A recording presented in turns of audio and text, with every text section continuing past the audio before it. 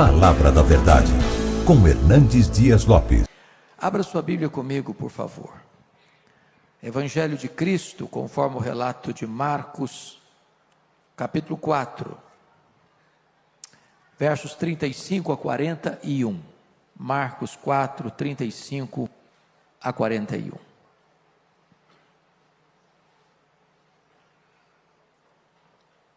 Peço sua gentileza de, após a leitura do texto, não fechar sua Bíblia ou não desligar o texto bíblico aí no seu smartphone. Está escrito assim: naquele dia, sendo já tarde, disse-lhes Jesus: passemos para outra margem. E eles, despedindo a multidão, o levaram assim como estava no barco, e outros barcos o seguiam. Ora, levantou-se grande temporal de vento, e as ondas se arremessavam contra o barco, de modo que o mesmo já estava a encher-se de água. E Jesus estava na popa, dormindo sobre o travesseiro. Eles o despertaram e lhe disseram: Mestre, não te importa que pereçamos? E ele, despertando, repreendeu o vento e disse ao mar: acalma-te, emudece. O vento se aquietou e fez-se grande bonança. Então lhes disse: por que sois assim tímidos? Como é que não tendes fé? E eles, possuídos de grande temor, diziam uns aos outros: quem é este, que até o vento e o mar lhe obedecem? Eu quero conversar um pouco com os meus irmãos sobre o tema: não desanime, Jesus está no controle.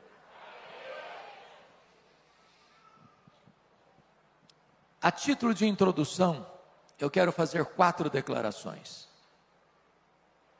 A primeira declaração é que as tempestades da vida existem e elas são inevitáveis.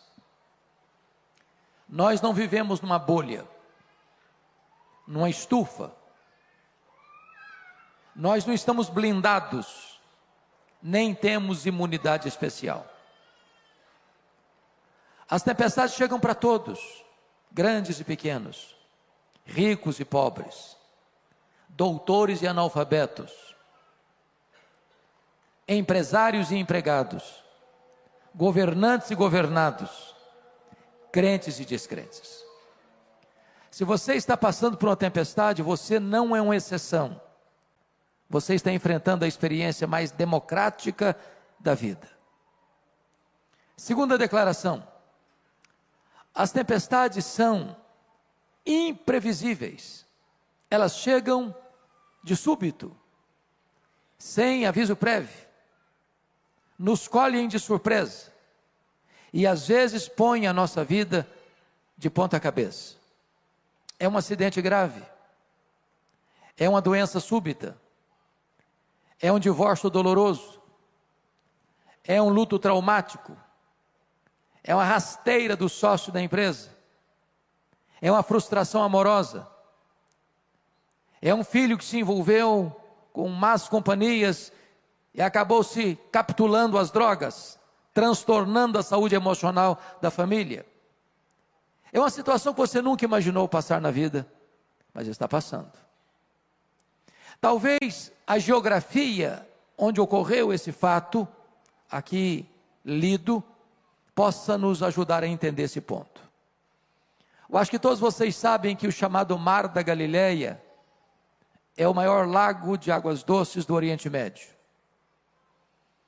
Esse lago tem 21 quilômetros de comprimento por 14 quilômetros de largura. Esse lago está a 220 metros abaixo do nível do mar Mediterrâneo. Esse lago está encurralado por montanhas. Do lado oriental, as montanhas de Golã, do lado ocidental, as montanhas da Galileia. No extremo norte de Israel, não muito distante dali, fica o monte mais alto da nação, o Monte Hermon, cujo cimo sempre coberto de gelo.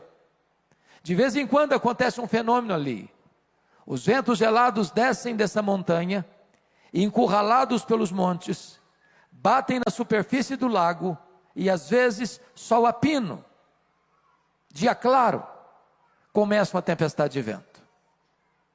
É possível que tenha sido isso que ocorreu aqui. Eles entram no barco, não há nenhum sinal de tempestade à vista.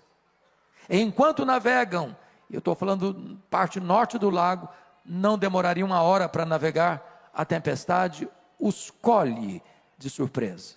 É assim na vida. Às vezes você sai de casa, como um dia qualquer, para ir para o trabalho, para levar seu filho na escola, e acontece um fato que pode mudar a sua história. As tempestades são imprevisíveis. A terceira declaração é que as tempestades são inadministráveis, muitas vezes. Às vezes você não tem mais controle. As rédeas fogem das suas mãos. O que é curioso é que pelo menos 4 daqueles discípulos eram pescadores, e a maioria deles havia nascido ao redor desse lago. Eles conheciam cada palmo desse lago. Ali era o local do seu ganha-pão.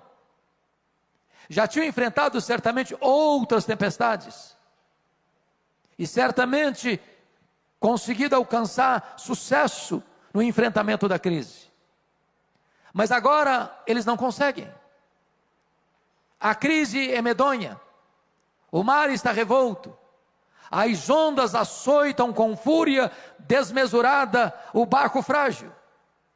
O barco está rodopiando no meio do mar. A morte está mostrando para eles a sua carranca. Eles não conseguem resolver o problema. Às vezes na vida também é assim. Situações outrora pequenas, que você conseguia administrar, resolver, não consegue mais. Quantos de nós pastores aqui já ouvimos isso? Pastor, a pessoa com quem me casei é outra pessoa. É uma pessoa estranha. Eu não compreendo mais. Eu não entendo mais. Tornou-se uma pessoa dura, cáustica, tóxica.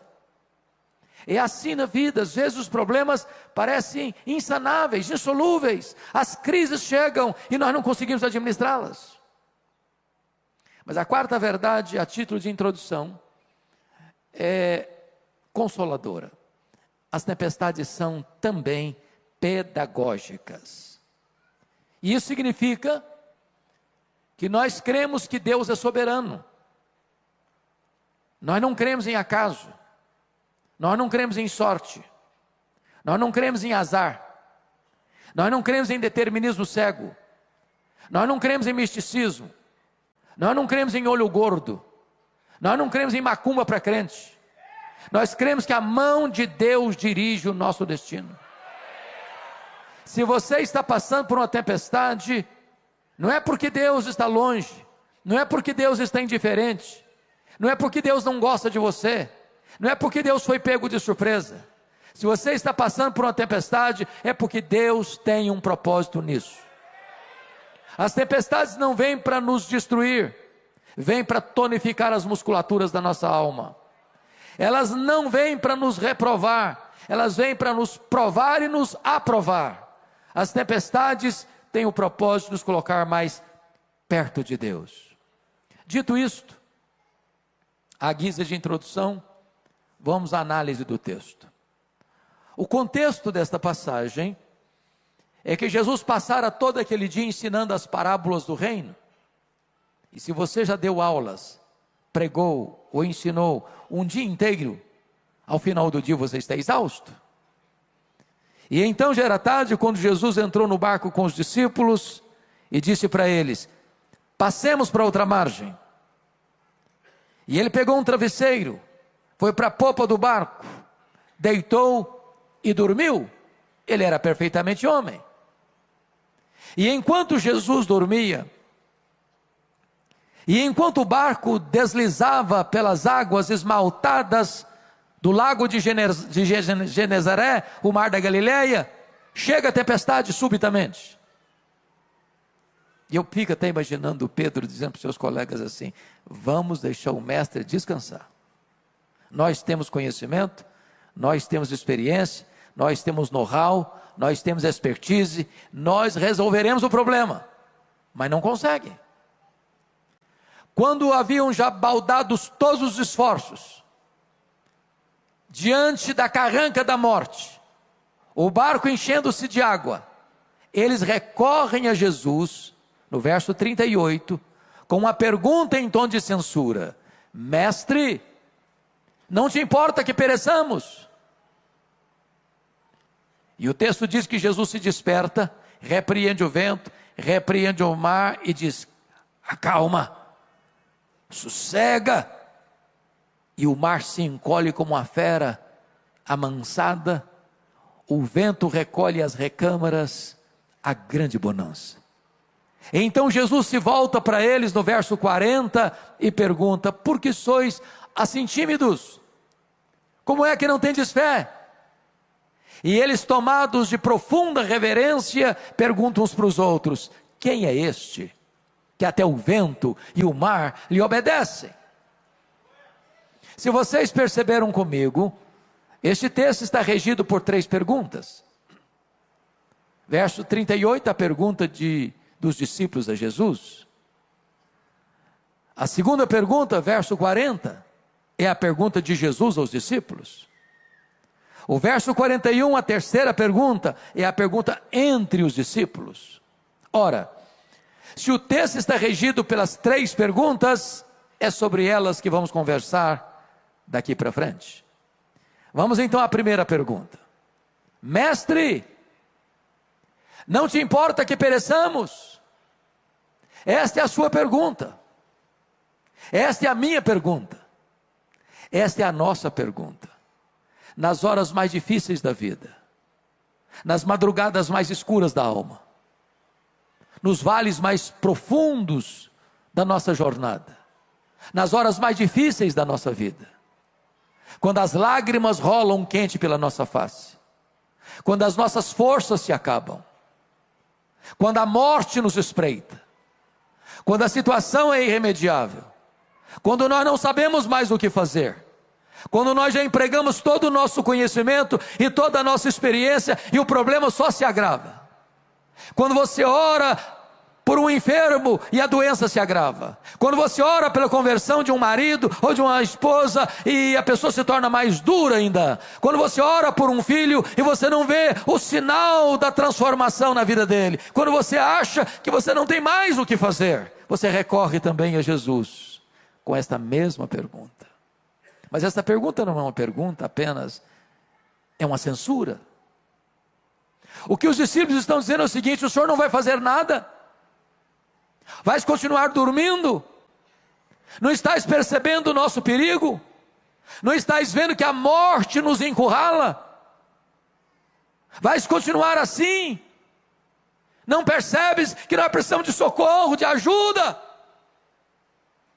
A grande pergunta, irmãos, no texto é esta: por que esses discípulos estão fazendo uma pergunta para Jesus em tom de censura? Em outras palavras, o que é que não está bem resolvido na cabeça deles?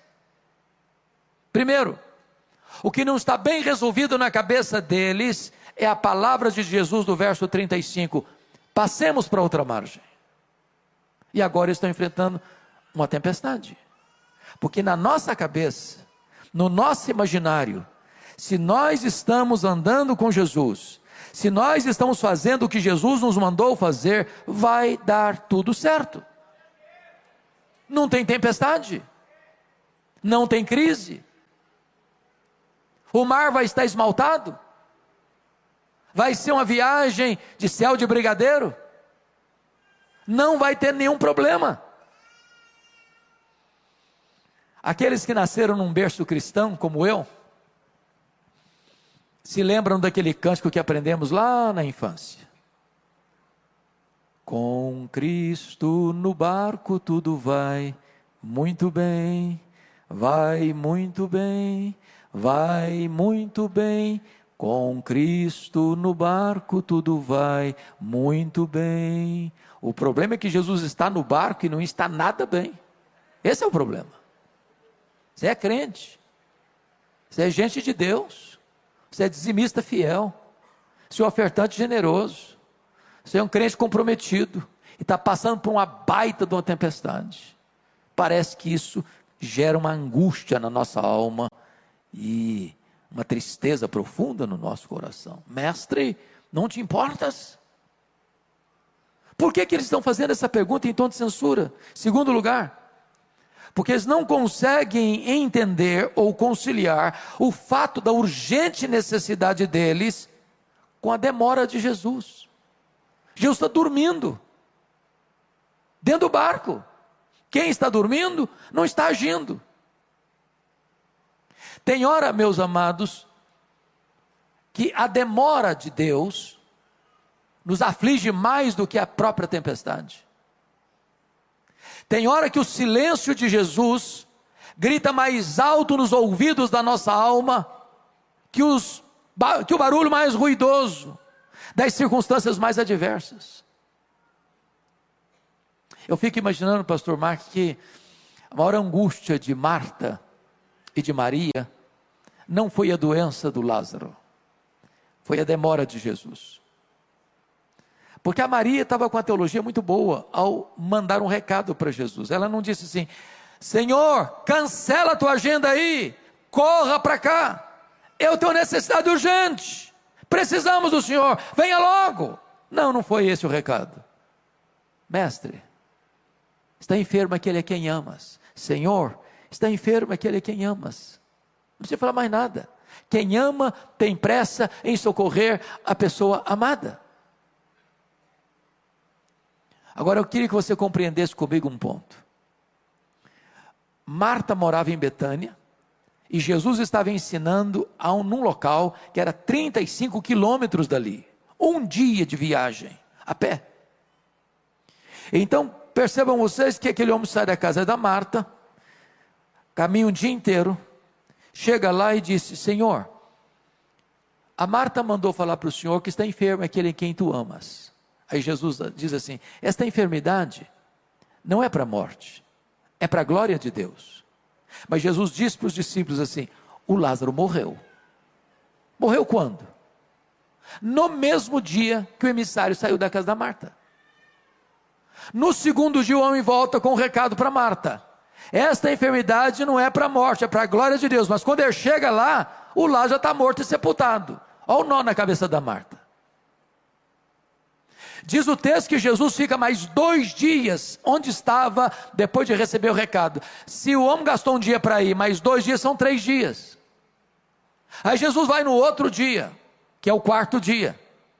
Quando chega lá, o Lázaro está morto e sepultado há 4 dias.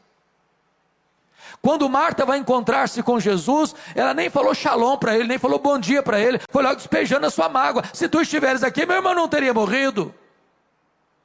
Em outras palavras, o senhor chegou atrasado, agora não adianta mais. A grande pergunta dos judeus era esta: por que não impediu que Lázaro morresse? Ele tinha curado tanta gente, ou pelo menos algumas pessoas à distância, por que não curou Lázaro? Ou no mínimo, por que ele não veio com o emissário para demonstrar pelo menos solidariedade, amizade? Por que ele ficou mais tanto tempo para lá? Por que ele só veio no 4º dia? É porque havia uma crença entre os rabinos que um morto podia ser ressuscitado pela ação humana, como aconteceu com Elias e Eliseu, até o 3º dia do morto. Era a crença deles.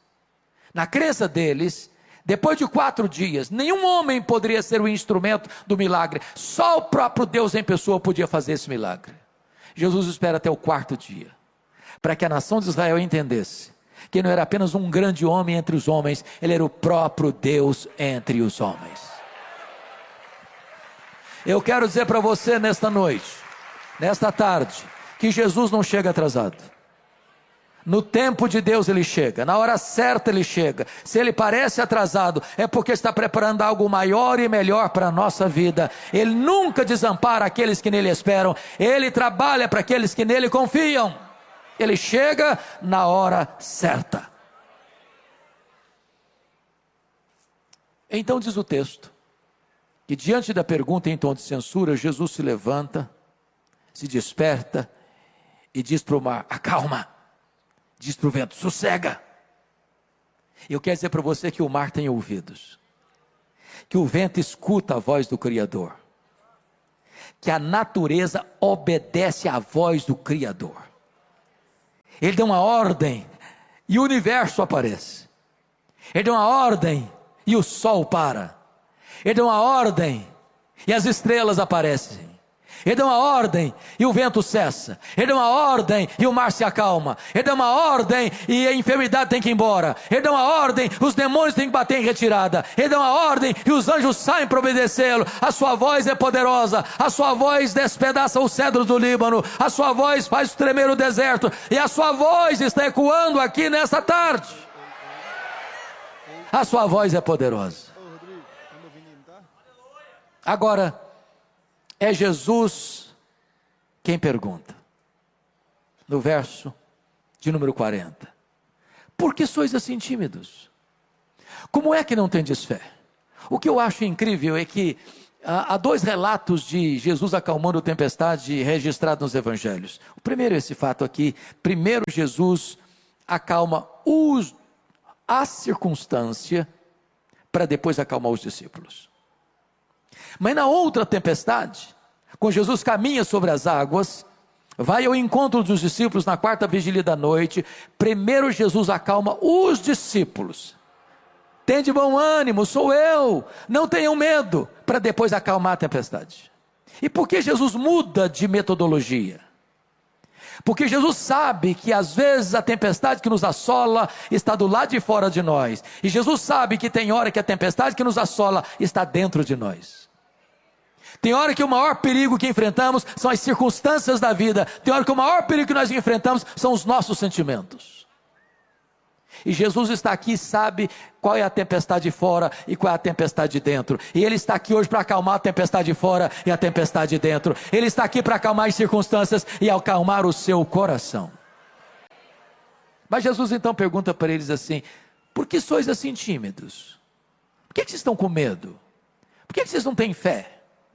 Agora pense comigo, transporte-se para aquela data, para aquela circunstância, para aquele momento.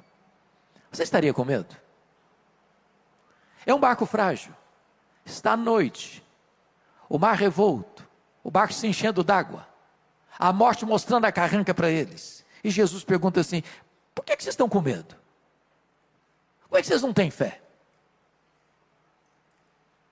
Você estaria com medo? Eu só fiz, pastor Mark, um cruzeiro de navio grande na vida. Fiz vários cruzeiros pequenos. Navio grande só fiz uma vez. E prometi a mim mesmo nunca mais fazer outro na vida. Meus irmãos, foi uma coisa horrorosa. Saiu de Santos para as praias do interior do Rio, um congresso a bordo. Todo mundo naquele navio ficou nauseado. Ondas de 5 metros. Saímos para ir para jantar, apalpando as paredes do corredor, e voltávamos sem entrar no restaurante, vomitando pelo corredor. Quando nós estávamos retornando, sabia que tinha 8 horas pela frente, e não dá para dizer: para que eu quero descer. Eu só fiz uma oração, falei: meu Deus, ou eu durmo ou eu morro, eu não aguento isso. Agora imagine você num barco pequeno, surrado pelas ondas, rodopiando no meio do mar, prestes a naufragar. E Jesus pergunta assim: vocês estão com medo por causa de quê? Como é que vocês não têm fé? A grande pergunta é por que eles deviam ter fé e não medo. E eu vou lhes dar 4 razões por que eles deviam ter fé e não medo. Primeiro, eles deviam ter fé e não medo por causa da promessa de Jesus no verso 35: passemos para outra margem. Se Jesus disse passemos para outra margem, qual era o destino deles? A outra margem. Então, se você esquecer o sermão desta noite e lembrar-se apenas dessa frase que eu vou dizer, me sinto recompensado neste momento. E a frase é esta: promessa de Jesus e realidade são a mesma coisa. Ele é o avalista da sua própria palavra. Se Ele prometeu, Ele é fiel para cumprir. Em todas as promessas de Deus nós temos o sim e nós temos o amém. Então creia que se Ele falou, Ele vai fazer. Se Ele diz passemos para outra margem, o destino é a outra margem e não o fundo do mar. Segunda coisa, por que eles deviam ter fé e não medo? É por causa da presença de Jesus. Jesus estava dentro daquele barco. E Jesus é o Criador do céu, e Jesus é o Criador da terra, e Jesus é o Criador do mar, e Jesus é o Criador do vento, e a criatura não pode vencer o Criador tem controle sobre a criatura. Entendamos isso. Se você é crente, você pode enfrentar a tempestade na vida, mas se você é crente, você nunca enfrentará naufrágio na vida. Jesus está com você. Eu quero lhe dizer que o maior antídoto contra o medo, ou o único antídoto real contra o medo, não é a força dos seus músculos tonificados. Não é o dinheiro que você tem no banco, ou nas casas, apartamentos e fazendas. O que livra você do medo não é o conhecimento que você tem, os diplomas que enfeitam as suas paredes, ou as paredes do seu escritório. O que livra você do medo não é a influência social, política, econômica que você exerce nessa cidade. O fato de você enfrentar o medo, só tem um antídoto que livra você do medo, é a certeza de que Jesus está com você em toda e qualquer situação. Ainda que eu ande pelo vale da sombra da morte, eu não temerei mal nenhum, porque tu estás comigo, a tua vara e o teu cajado me consolam. Terceiro, por que eles deviam ter fé e não medo? Por causa da paz de Jesus. Jesus estava dormindo naquele barco. E a pergunta é, Jesus sabia que a tempestade viria? Obviamente que sim. E se sabia, por que dormiu?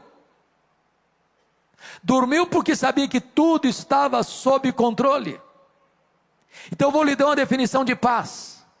Paz não é ausência de tempestade. Paz é a certeza que apesar da tempestade, tudo está sob controle. Não do seu controle, não do meu controle, mas do controle de Jesus. Ele não perdeu as rédeas da sua vida porque você está passando por uma crise. Ele não está impotente de mãos amarradas porque você está enfrentando um vale sombrio. Entenda isso. O Senhor Jesus está com você. E mesmo na tempestade você pode ter aquela paz que excede todo o entendimento. Quarto lugar. Por que eles deviam ter fé e não medo? Por causa do poder de Jesus. É curioso que Marcos cuidadosamente reúne ao redor desta passagem outros fatos que retratam o poder de Jesus. Se não vejamos, aqui ele tem poder sobre a natureza. Ele controla o céu, ele controla a terra, ele controla o mar, ele controla o vento, ele controla a natureza, ele tem controle sobre toda a criação. Mas notem comigo, depois dessa tempestade, é de noite, e ele desembarca do lado oriental do lago, da região que nós chamamos de Decápolis. Eram 10 cidades gentílicas. Aqui ficava a cidade de Gadara, e nessa região que nós chamamos hoje de montanha de Golã, quando eles chegam tem um despenhadeiro, e no despenhadeiro tem um cemitério, e tudo que você espera não ver de noite dentro de um cemitério é gente viva. E lá tem um homem vivo, nu, violento, gritando de noite e de dia entre os sepulcros, tomado por uma legião de demônios, 6.000 demônios. Legião é a corporação romana de 6.000 soldados, a mais temida máquina de guerra do Império Romano. Por onde passava uma legião, tudo destruía, tudo devastava. Tem dentro de um único homem 6.000 demônios. Aquele homem é foragido da lei, as algemas não podem prendê-lo mais. Aquele homem é enjeitado da família, aquele homem é um pária da sociedade, aquele homem não tem mais espaço entre os vivos, por isso mora entre os mortos. Mas no reino de Deus não tem lata de lixo. No reino de Deus não tem gente descartável. Jesus viaja aquela noite para um lugar terrível como aquele, porque foi para lá para libertar aquele homem do poder dos demônios, para transformar a vida dele, para libertar a vida dele, para salvar a vida dele e para fazer dele um missionário, porque Jesus tem poder sobre a natureza, ele tem poder sobre os demônios. Ele manda no céu, ele manda na terra e ele manda no inferno. Louvado seja o seu nome. Mas quando Jesus retorna para Cafarnaum, à beira do lago, onde ele adotou como sua cidade, quartel-general do seu ministério, tinha uma multidão esperando por Jesus. E no meio dessa multidão tem uma mulher doente, há 12 anos sofrendo com hemorragia crônica, que já havia despendido todos os seus recursos e não conseguiu lograr qualquer êxito no tratamento. E essa mulher pensou: se eu apenas tocar a orla das vestes de Jesus, eu ficarei livre do meu mal. Essa mulher é anônima, ela é incógnita e precisa ser, porque ela é impura, cerimonialmente falando. Ela não pode frequentar o templo, ela não pode frequentar a sinagoga, ela não pode ir nas festas. Em quem ela tocar, a pessoa fica impura. Ela se esgueira no meio da multidão, pensando: se eu apenas tocar na orla das vestes de Jesus, eu ficarei livre do meu mal. E agora notem, que em vez do impuro tocar o puro, e o puro ficar impuro, o impuro toca o puro, e o puro purifica o impuro, e a mulher fica curada. A hemorragia é estancada. O milagre acontece, sabe por quê? Porque Jesus tem poder sobre a natureza, Jesus tem poder sobre os demônios, e Jesus tem poder sobre as enfermidades. A última palavra não é da ciência, a última palavra não é da medicina, a última palavra é do Senhor Jesus. Mas tem também nessa multidão um homem muito aflito, é Jairo, o chefe da sinagoga de Cafarnaum, talvez o homem mais conhecido. O chefe da sinagoga, irmãos, tinha uma função tão importante. Eu dirigia a sinagoga. A sinagoga, durante a semana, era um local de reuniões, de decisões importantes da sociedade, da cidade. No sábado era um lugar de estudar a lei. O problema é que essas alturas, Jesus já não era mais uma pessoa benquista na sinagoga de Cafarnaum. Se você ler Marcos capítulo 3, episódio que precede este, Jesus num sábado estava nessa sinagoga e viu lá atrás um homem com a mão seca, a mão direita seca, mirrada, e Jesus diz para o homem assim: fica de pé. Jesus diz para o homem assim: vem para o meio. Jesus diz para o homem assim: estenda a tua mão, e um milagre aconteceu. E lá estavam os escribas, lá estavam os fariseus, e eles saíram dessa sinagoga para se unir aos arqui-inimigos deles, com os herodianos, para matarem Jesus. Jairo sabia que ir a Jesus era ficar numa situação de muito desconforto com a liderança espiritual de Israel, mas ele é um pai, e ele tem uma causa urgente. A sua única filha de 12 anos está morrendo. E ele chega para Jesus no meio dessa multidão e diz: Senhor, vamos comigo na minha casa, para o Senhor impor as mãos sobre a minha filha, para ela ficar curada. E Jesus: vamos, Jairo. E Jesus começa a caminhar com Jairo para a casa dele, quando surge o episódio da mulher hemorrágica. E Jesus diz assim, e para, e diz: alguém me tocou.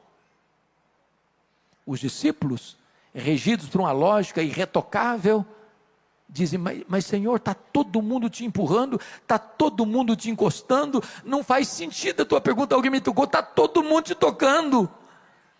E Jesus: não, alguém me tocou, porque senti que de mim saiu o poder.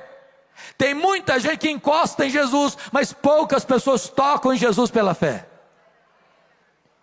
E eu fico imaginando a angústia do Jairo, porque Jesus para atender a mulher.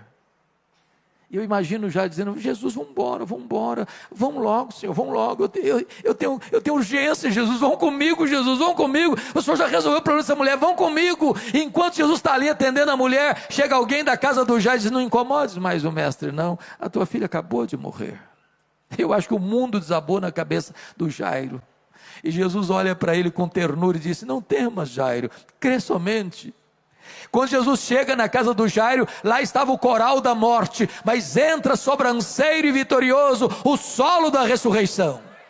E Jesus entra no quarto da menina e fala na língua materna dela, o aramaico, naquela linguagem que uma mãe diz para a menina adolescente que tem dificuldade de levantar de manhã para ir para a escola: Talita cumi, menina, está na hora de despertar, está na hora de levantar. E a morte solta as garras da menina e ela ressuscita, porque Jesus tem poder sobre a natureza, Jesus tem poder sobre os demônios, Jesus tem poder sobre as enfermidades, e Jesus tem poder sobre a morte.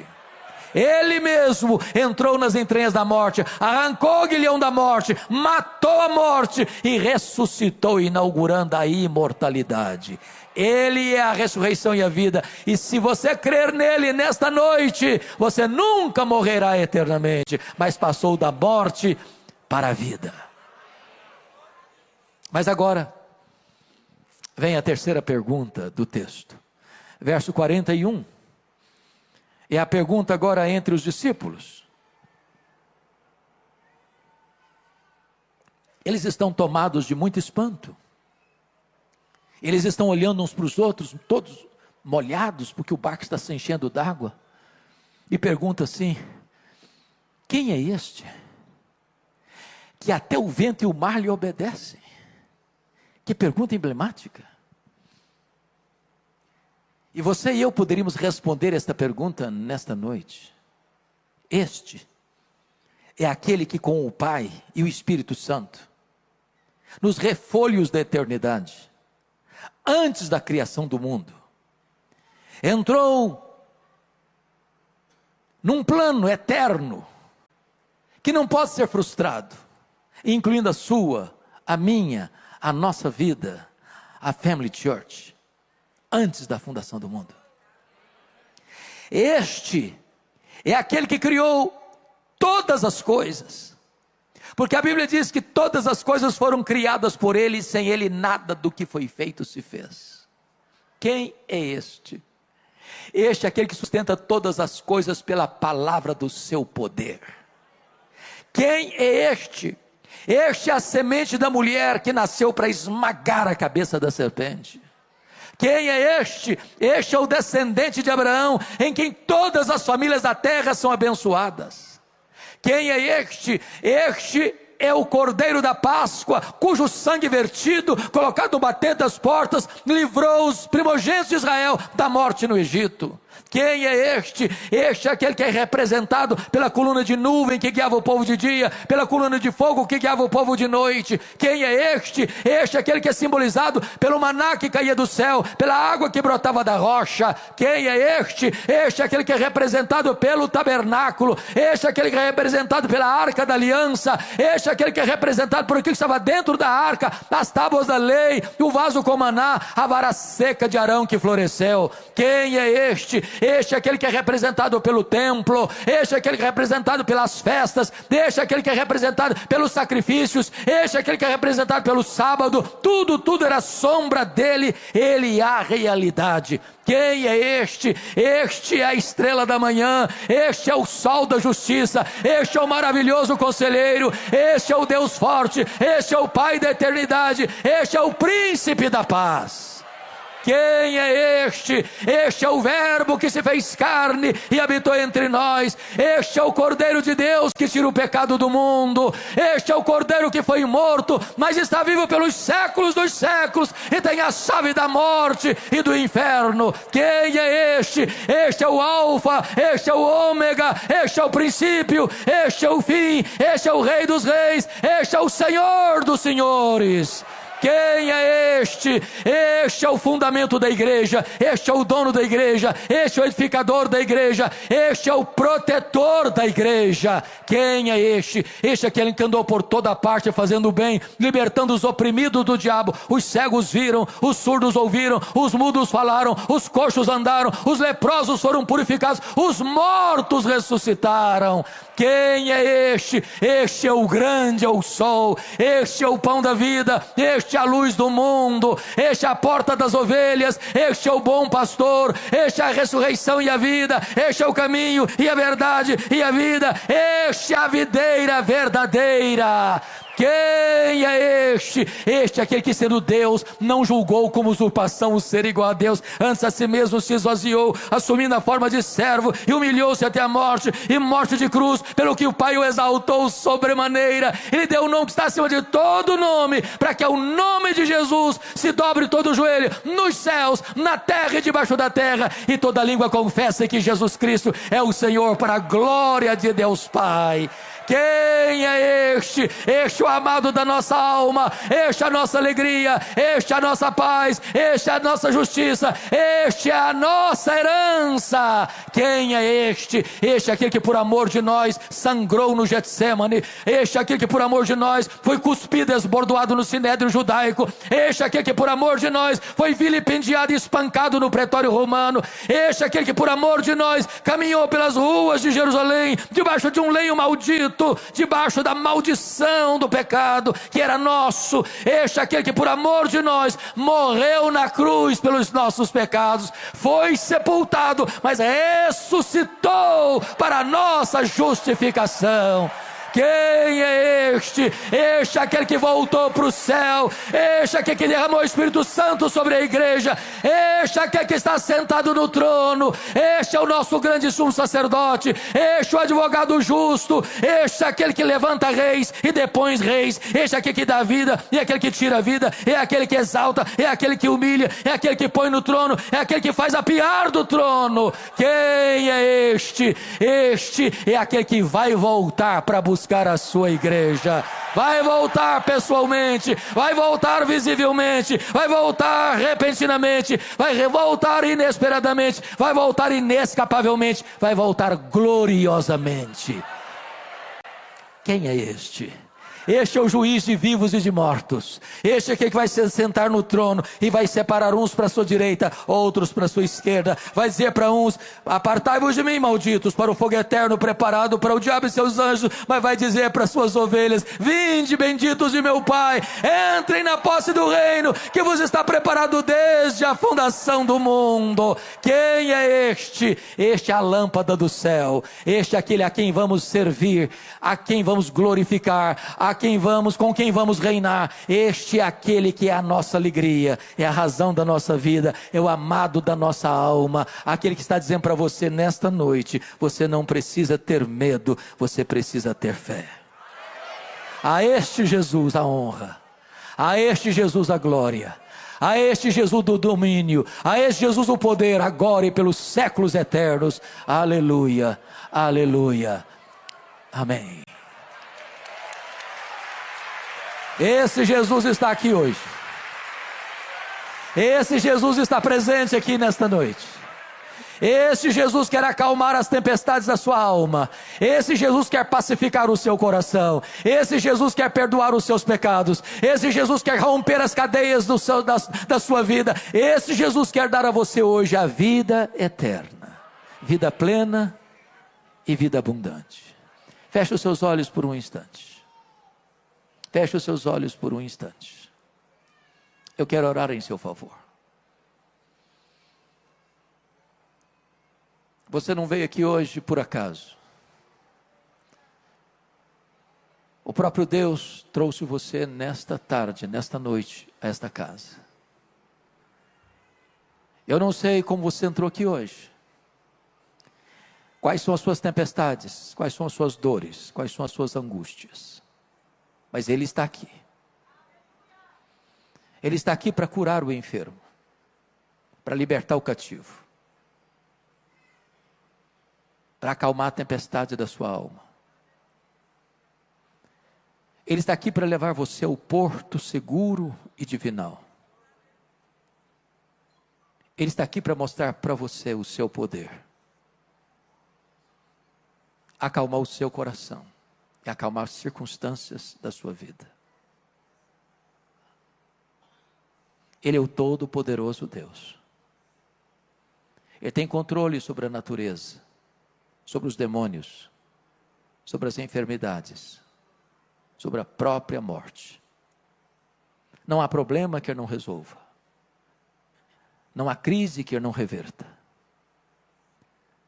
Não há vida tão difícil e complicada que Ele não restaure e transforme. Não há casamento tão doente que Ele não cure. Não há família sem solução. Jesus está aqui. E Ele é o mesmo ontem, hoje, eternamente o mesmo. E se você hoje precisa deste milagre de Jesus na sua vida, onde você estiver, fique de pé, eu quero orar em seu favor. Se você precisa desse milagre na sua vida, nesta noite, eu quero orar por você.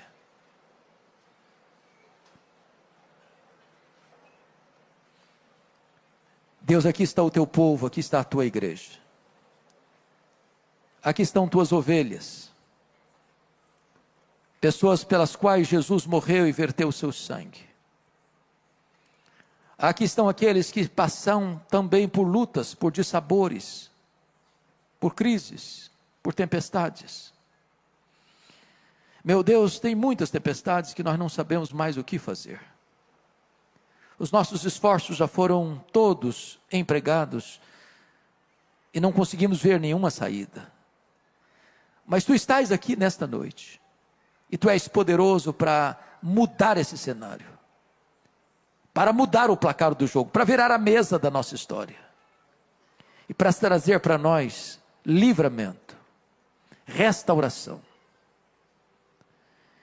Que agora, meu Deus, o barco da nossa vida possa singrar as águas, ainda que revoltas, para chegar no porto divinal. Nós cremos que tu estás no controle da nossa vida. Ainda que não vejamos, ainda que não sintamos, ainda que a providência seja carrancuda, ainda que a circunstância seja adversa, nós cremos que tu és poderoso nesta noite para acalmar o nosso coração. E tu és poderoso para acalmar as circunstâncias da nossa vida. Em nome de Jesus, visita cada coração. Temos plena consciência que só conseguimos falar aos ouvidos, mas o teu Espírito tem poder para falar ao coração. Faz isso, Senhor. E te daremos a honra, a glória e o louvor, agora e para sempre. Em nome de Jesus. Aleluia.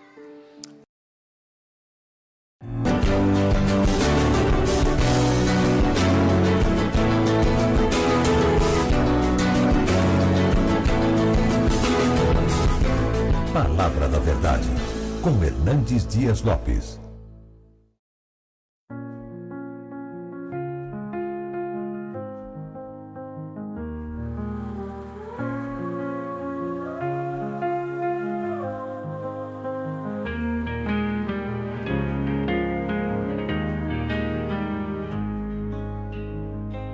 Looking through the window of a crowded train, faces blurred like memories in the rain. Searching for a moment I can claim.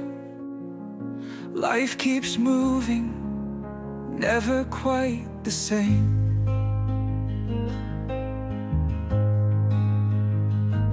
Whispers of the past echo in my ear, silent words that only I can hear. Time's a river swiftly flowing near. Each new day brings both hope and fear. Lost in thoughts that come and go, wondering where they all will flow. Dreams and doubts in quiet show. In this journey we all grow.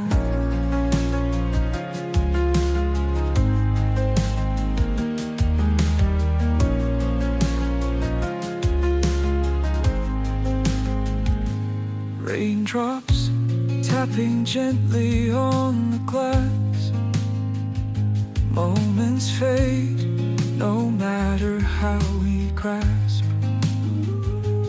In the silence of the days that pass, we find truth in questions we still ask. Lost in thoughts that come and go, wondering where they all will flow. Dreams and doubts in quiet show. In this journey we all grow. Eyes closed tight to see inside a world where secrets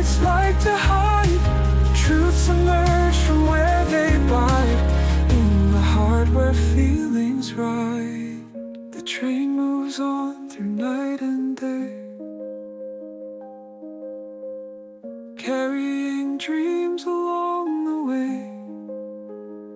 Each window frames a fleeting play, a story lived then swept away.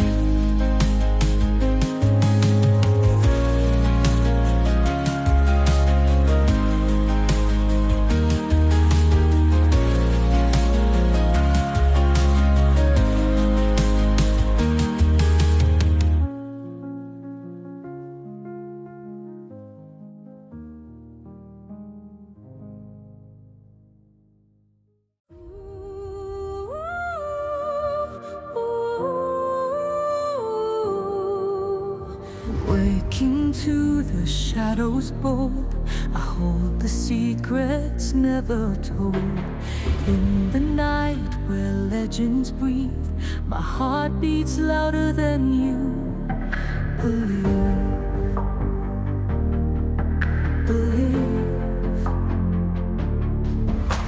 Stars above, they know my name. In the dark, no two hearts are the same.